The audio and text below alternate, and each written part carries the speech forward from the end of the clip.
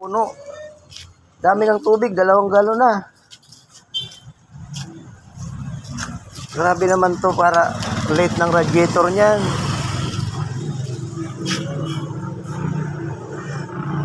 Baka pumasok na sa makina. Hindi mo makita yan dyan, boss, kahit di nag-aandar. Pag umandar yan, saka mo yan malaman kung magmimix. Pag hindi umaandar, di naman yan magpuputi yung asayte.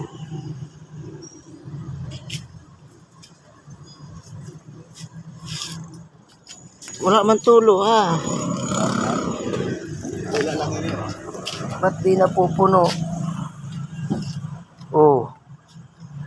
Kanina pang katutubig dyan. Pumasok ang tubig niyan, boss, sa loob.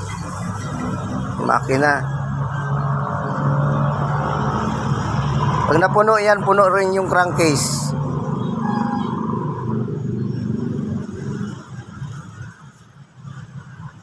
Posible naman, ang lit-lit ng radiator nito.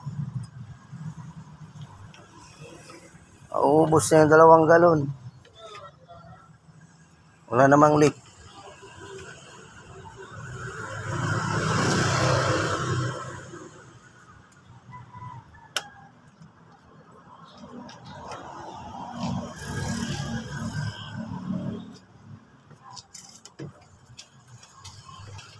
Hirap yan. Pag pinandar mo yan, babaluktot ang connecting rod niyan.